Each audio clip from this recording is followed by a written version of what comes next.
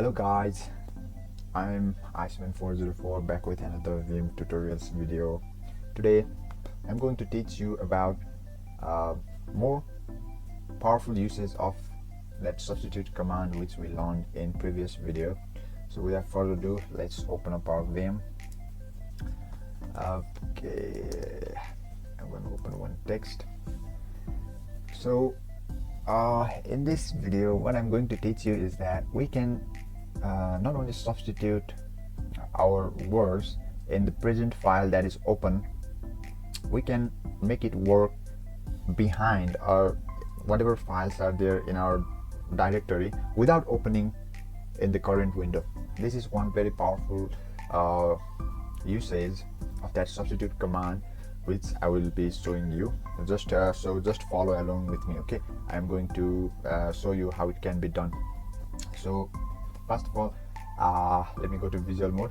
Let me copy this much, okay, and I'll make a new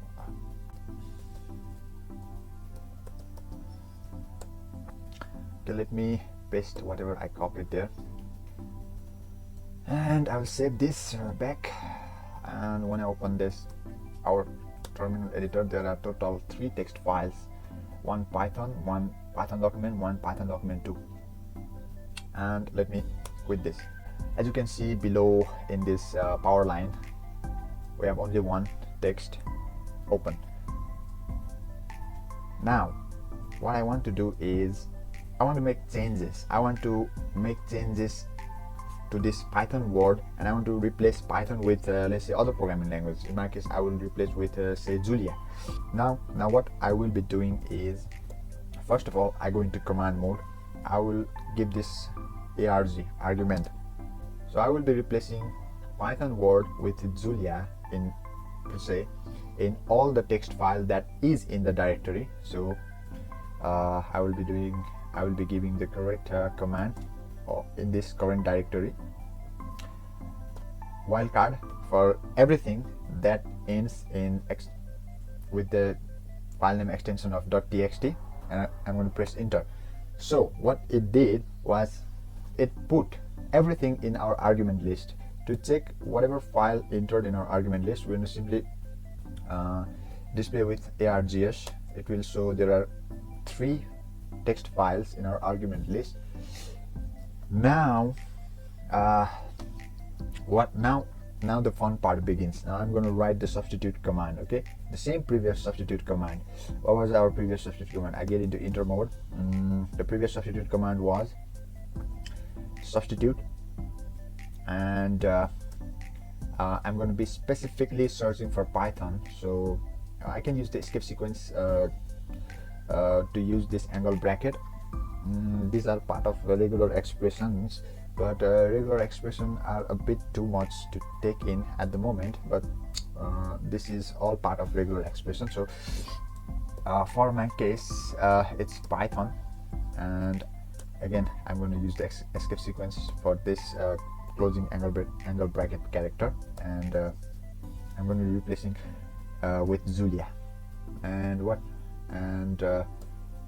I can use the Z method first. Okay, it will not get into that interactive mode, and it will directly replace everything in the background. Okay, so let me first copy this in my register. Let me copy it in end register. Okay, let's copy it. Let me delete this line, make some change, save this file. Now this is the important part. What we'll have to do is argument do. Okay, and we're going to press the Ctrl R and paste the contents of our register, and pipe this with update. Update is equivalent to making all the changes happen in the background. So let's change Python with Julia. If I press enter, as you can see below, it has made all the changes in the background without even opening files.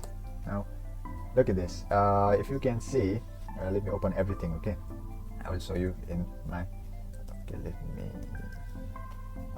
let me open this file again. Let me open another file in horizontal menu. Okay, 3 files open, and let me search for that word Julia.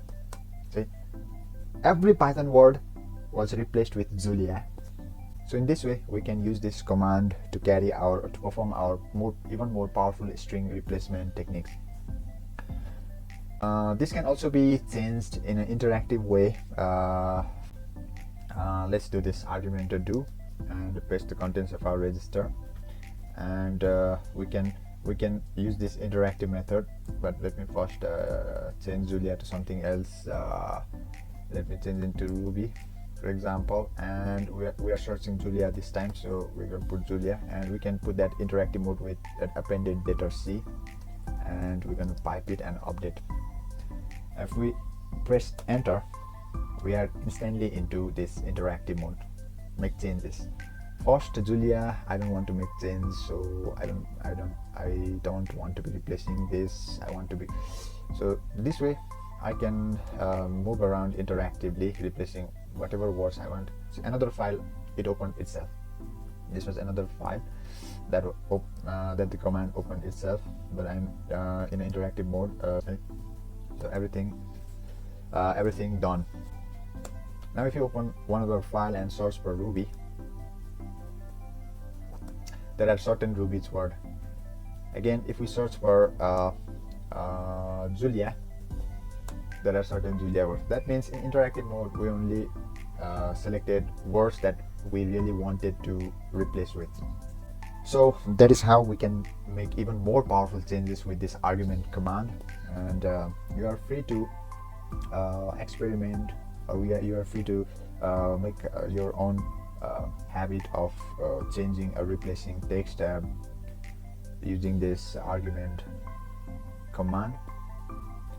So this much for today's video. I'll see you guys in next video. Till then, make even more powerful changes using this argument command. Thank you guys, have a nice day.